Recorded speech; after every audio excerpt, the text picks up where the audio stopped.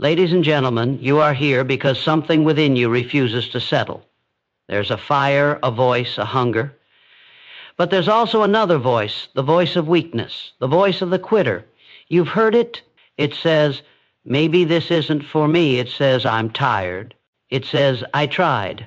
But I tell you today, that version of you must die. Kill it, bury it, leave no trace, because the man or woman who wins in this life does not quit. They do not retreat. They do not yield to fear, to fatigue, or to the seduction of comfort. What is it you want? What is it you burn for? Can you see it? If not, decide now. Until you have a definite purpose, that weak version of you will keep taking control. It will whisper reasons to stop and scream excuses louder than your dreams. There is only one way forward. Burn the boats. Destroy the exits. Leave yourself no choice but victory. The weak you wants an escape route. The strong you says, I'm staying in this fight until it's won or I'm dead. Understand this. Faith in your vision is a force more powerful than any obstacle. The weak you does not believe, not truly. But you can kill that doubt. Replace it with certainty, built on daily action, backed by an unshakable mindset. Quitting is a habit. And so is persistence. Make your commitment stronger than your fear. Because fear only lives in the mind of the man who stands still. Move forward and watch it vanish. And when that quitter voice returns, and it will, you confront it. You say, not today. I know who I am. I know what I want. I will not stop. I do not quit. Train your mind, command your thoughts, control your self-talk. The weak version of you is not invited into your future. Every time you silence it, the strong you grows louder, more powerful, more alive. Remember, failure is not final unless you quit, and you are not a quitter. You are the one who shows up when it's hard, who fights through the storm, who decides that success is not just a dream, it's a duty. So what must you do? Sacrifice, discipline, grind, give up comfort, kill your excuses, step into the fire, and let it forge the unbreakable version of you. Let today be the funeral of the quitter. Let this moment be the birth of the champion within. Kill that weak version of yourself. The world is waiting for the real you, the one who never gives up. Definiteness of purpose is the starting point of all achievement. Without a clear, burning desire, a purpose so strong it lights your soul on fire, there can be no progress, no real success. The weak version of yourself that keeps quitting doesn't know what it wants. It wakes up aimlessly, moves without direction, and hopes for luck to do what discipline will not. It entertains distractions, listens to doubt, and surrenders at the first sign of resistance. But you were not made for aimlessness.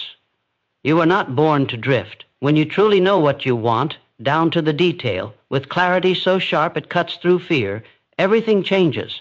Your thoughts begin to align. Your habits shift. Your energy starts moving in a single direction. You don't wake up wondering what the day will bring. You wake up knowing what you must do. Purpose eliminates confusion. It silences the noise. It gives meaning to your struggle and power to your steps. The quitter in you has no anchor. It is tossed around by circumstances, constantly changing its mind, always seeking the easy path. It lacks conviction. And because it lacks conviction, it lacks courage. But purpose breeds conviction. Purpose makes you dangerous. When your mind is locked onto a clear objective, you develop tunnel vision toward greatness. The opinions of others fade. The temporary defeats don't define you. The detours become part of the plan. You begin to see failure not as a stop sign, but as a guidepost pointing you toward your next move. Think about it. Every time you've quit something in the past, didn't it begin with uncertainty? Didn't it start with a vague goal? A soft commitment to maybe I'll try? That's the language of the weak version of you, the version that quits, the version that hopes instead of acts, the version that reacts instead of leads, and that version must go. It cannot live in the same mind as a warrior of purpose. You must choose what you want from this life with such intensity that you become obsessed, not in a way that burns you out, but in a way that fuels you, disciplines you, drives you through the late nights, the setbacks, and the moments of doubt. Purpose is what allows you to keep going when motivation runs out. Purpose is what separates those who make it from those who almost did. Almost is the language of the quitter. Almost is the graveyard of potential. Kill that version of yourself by deciding today what you will live for. Decide what hill you're willing to die on. Write your purpose down, repeat it every morning, etch it into your actions, let it become who you are. Because once you have a clear purpose, quitting is no longer an option. It's no longer even a thought. There is only forward. There is only the mission. There is only the stronger, clearer, unstoppable version of you who knows exactly where they're going and why. When you truly commit to your purpose, you must destroy every path of retreat. The weak version of yourself always looks for an exit, always keeps one foot out the door. It wants the illusion of progress with the security of safety. It starts a journey with one eye on the finish line and the other on a backup plan. But greatness has no room for half measures. You cannot reach your highest self while keeping your comfort zone on standby. If you are serious about becoming the version of you that never quits, you must burn the boats. The boats are the excuses you whisper to yourself when no one is watching. They are the safety nets you secretly depend on in case your plan fails. The boats are the just-in-case options that give the quitter in you permission to survive. But understand this clearly.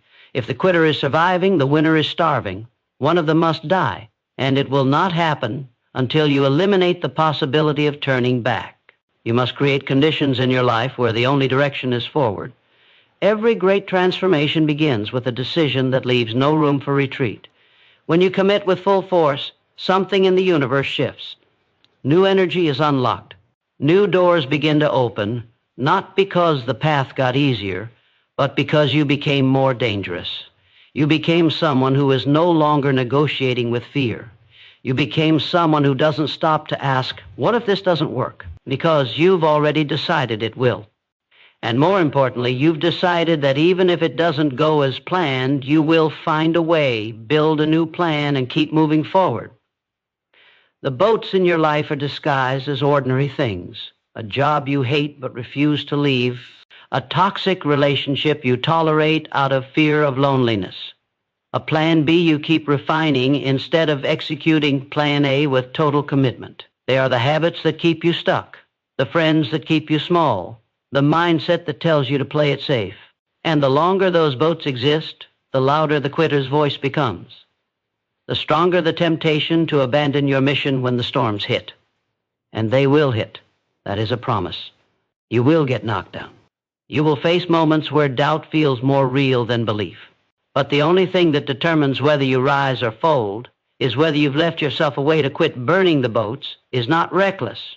It is the most powerful declaration of intention. It is saying to yourself and the world, this is who I am now. There is no going back. Or I will succeed or I will die trying, but I will never retreat. That mindset is rare. That commitment is what separates the average from the legendary. The weak version of you cannot exist in a world where there is no exit. And that is exactly how you kill it. You trap it. You starve it. You remove its air, until all that's left is the version of you that shows up, locked in, and fully committed to the only path worth walking, the one that leads forward. There is no room for quitting in a mind that is ruled by faith. Faith is not a feeling. It is a weapon. It is not hope. Hope wavers. Faith commands. Faith is the inner knowing that what you are chasing is already yours, even if the world hasn't caught up yet. The weak version of yourself doesn't quit because it's tired. It quits because it never believed. Doubt is its fuel. Uncertainty is its master. And as long as doubt lives in your mind, it will keep dragging you back into fear, hesitation, and surrender. The strong version of you walks by conviction. It takes a step when the path is dark. It moves forward without asking for permission. It doesn't need external validation or perfect conditions. Because when you believe in the outcome with every cell of your being, you don't pause to question the struggle. You embrace it. The quitter can't handle adversity because it never accepted that pain was part of the price. It thought success was a gift. But conviction knows better. Conviction understands that greatness is earned, paid for with sweat, time, sacrifice, and the refusal to turn around. Every time you say, I don't know if I can do this, you feed the weak version of yourself. You water the roots of failure. But when you shift into a mindset of faith, real unbreakable faith, you silence that voice. You give it nothing to stand on. You starve the doubt until it dies. Faith says, I will, I must, I already am, not because everything is perfect, but because the mission is non-negotiable. Your belief must be bigger than your fear. Fear looks for evidence. Faith creates it. The weak version of you waits to see results before it believes. The strong version decides first. It chooses certainty in a world full of uncertainty. And that decision becomes the fuel to keep moving long after motivation runs dry. Because let's be honest, motivation will leave you. There will be mornings you don't want to get up, moments when the weight of life feels unbearable, when the pressure makes your vision blur. But in those moments, faith becomes the force that steadies your hands and sharpens your focus. You cannot fake conviction. It shows in your habits. It's in how you talk to yourself. It's in how you show up when nobody's watching. The quitter version of you puts in effort when it's convenient. The faithful version of you puts in work because it's required. That's the difference between playing around with an idea and being possessed by a purpose. Conviction does not allow compromise. You either do the thing or you don't. You either live in belief or you die in doubt. There is no middle ground. The stronger your faith, the smaller your excuses become. And when excuses shrink, results expand. But this can only happen when you stop negotiating with your lesser self and choose once and for all to believe without question, to move without pause, to keep going without giving up, no matter how long it takes, no matter how hard it gets, no matter what stands in the way. Persistence is the fireproof armor of champions. It is the quality that separates those who only start from those who finish. The weak version of yourself gets excited in the beginning. It dreams big, speaks loudly, posts goals, and plans with passion. But when the work shows up, when the repetition kicks in, when the process gets slow and boring, it fades. It fades because it was never built to last. It was chasing a feeling, not a mission. But feelings are temporary. Purpose is permanent. And persistence is the bridge between the two. The quitter dies a slow death in the land of temporary effort. It pushes once, maybe twice, and if the door doesn't open, it walks away. It doesn't understand that the prize is hidden behind repeated failures, behind locked doors, behind moments of complete exhaustion where most people give up. The strong version of you doesn't count the attempts. It doesn't care if it takes 10 tries or 10,000. It has already decided that this is the life it will build. And that decision makes it untouchable every time you persist when it would be easier to quit. You kill the weak version of yourself a little more. You strip it of its power. You teach your mind that discomfort is not a reason to retreat. You program your body to move forward even when it's tired. You show your spirit that success belongs to the one who simply refuses to stop. Not the smartest, not the fastest. The one who endures persistence is not glamorous. It's not loud. It's not celebrated in the moment. It's the early mornings no one sees, the late nights no one claps for, the sacrifices that feel like losses but are actually laying bricks for your future. The weak version of you chases applause. The strong version of you builds in silence. It understands that greatness is never instant.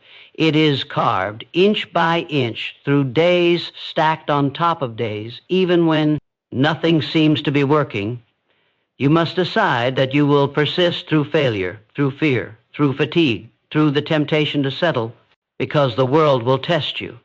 Life will ask, how bad do you want it? And your answer won't come in words. It will come in your ability to stay in the fight when your emotions tell you to walk away. It will come in your consistency, your resilience, your ability to show up again and again without seeing the reward right away. The quitter inside you is addicted to speed. It wants instant gratification, overnight success, fast results. But power lives in the long game. Real success is slow, methodical, unshakable.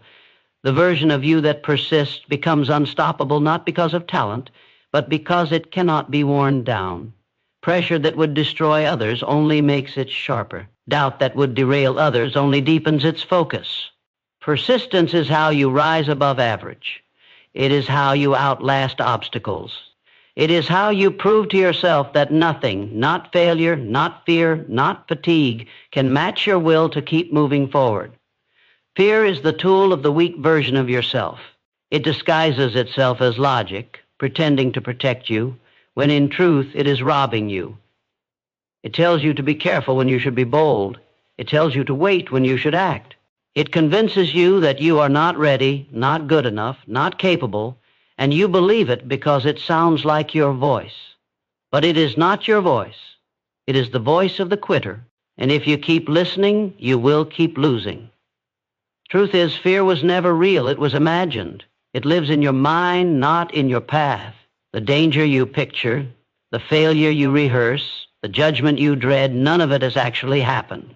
It's a movie playing behind your eyes, and the more attention you give it, the more real it becomes.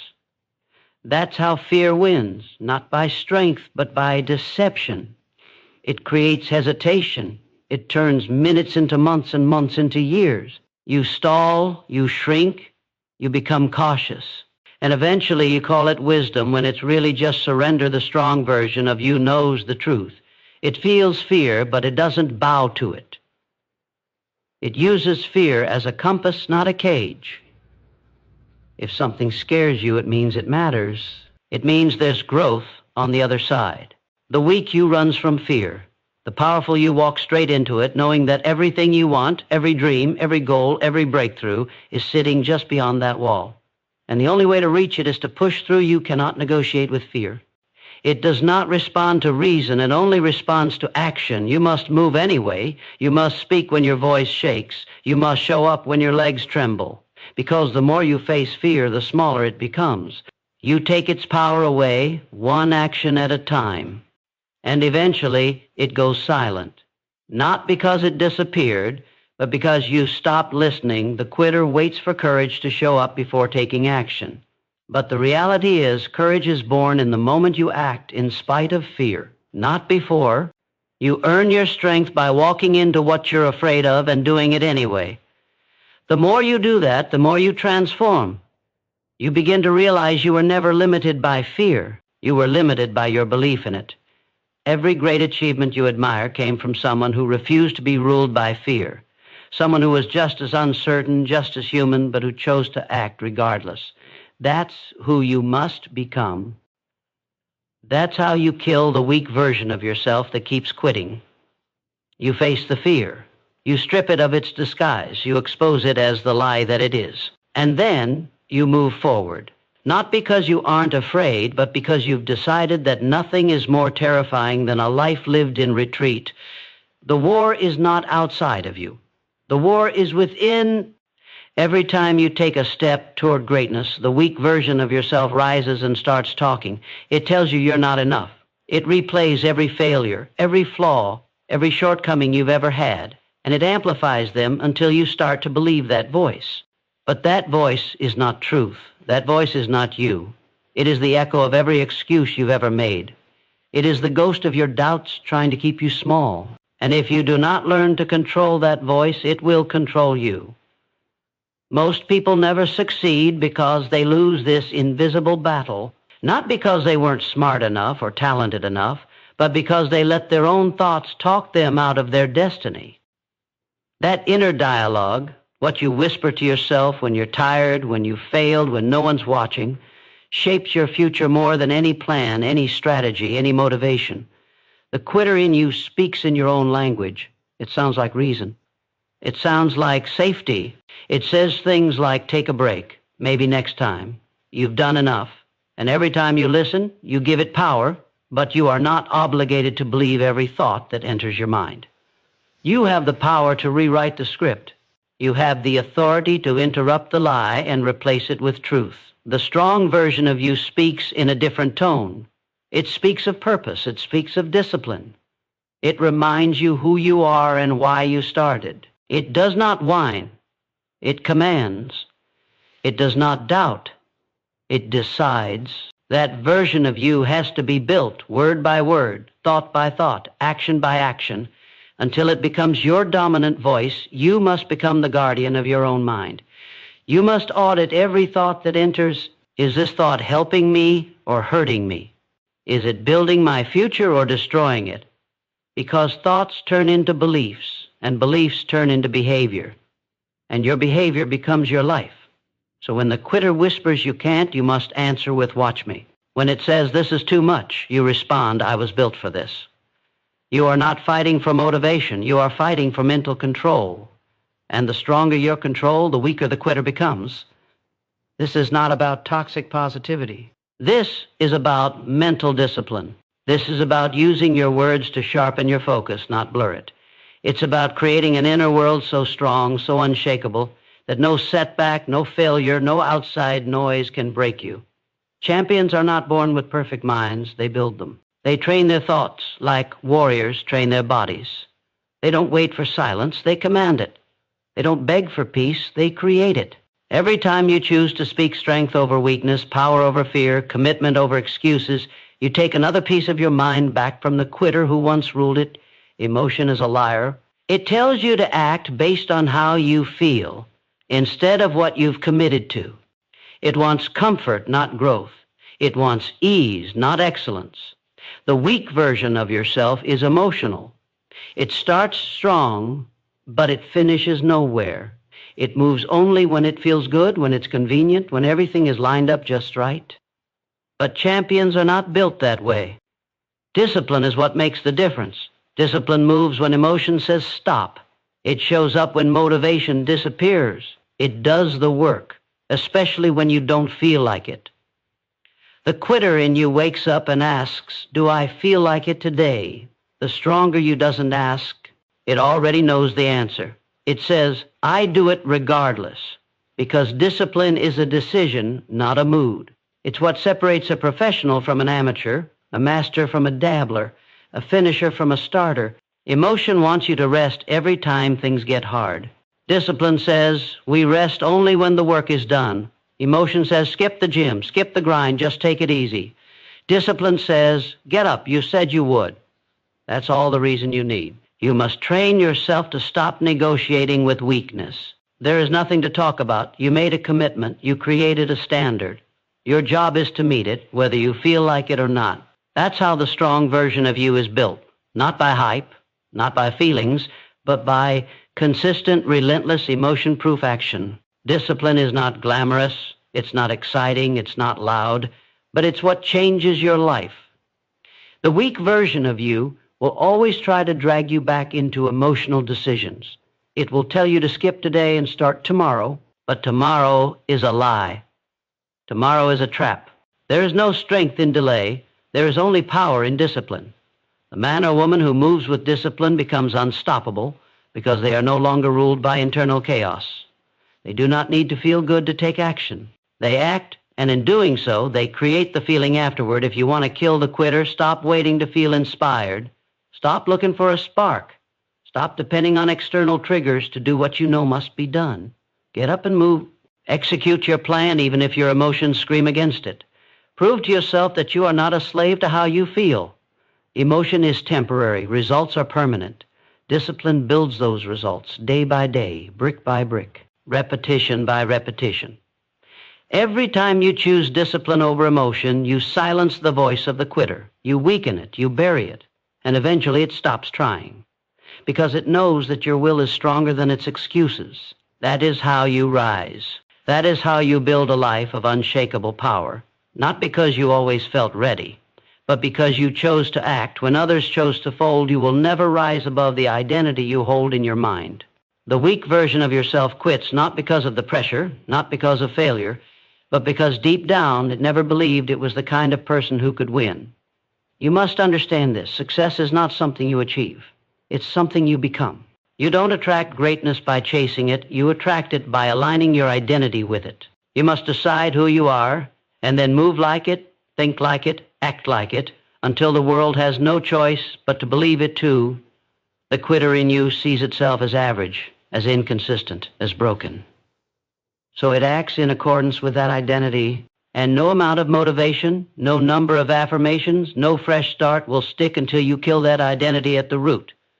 You must reconstruct yourself at the level of belief, not what you want to do, but who you have become. Every action you take is a vote for the kind of person you believe you are. The quitter votes for the identity of someone who gives up. The strong version of you votes for someone who is relentless, who finishes, who thrives under pressure. This is why temporary results don't change your life. Because if your identity stays the same, you will always sabotage anything that contradicts it. That's why people fall back into old habits even after making progress. They're still trying to win with the mindset of a loser. If you want lasting transformation, you don't change your goals, you change your standard of self. You decide that quitting no longer fits the person you are. You create an identity that is allergic to surrender. That identity isn't created by chance. It's forged by choice. You build it every time you choose discipline over ease, purpose over pleasure, commitment over comfort. And over time, the image you hold of yourself becomes unshakable. That's when everything changes. You stop asking if you can, you already know you will. You stop measuring yourself by your past and start building yourself by your principles. Identity is destiny. When you become the kind of person who doesn't quit, it becomes impossible to quit, because it's no longer just a decision. It's who you are. You must protect that identity at all costs. It will be tested. Life will try to drag you back into who you used to be. People around you will try to keep you where they are. But your new identity doesn't negotiate with the past. It doesn't apologize for evolving. It demands you keep rising, keep sharpening, keep expanding. The weak version of yourself cannot live inside a person who truly believes they were born to lead, to conquer, to overcome. That is how you kill it. Not by trying harder, but by becoming someone it cannot survive inside. When your identity shifts, quitting dies. It no longer feels like an option. Not because it's impossible, but because it no longer fits the person you've become.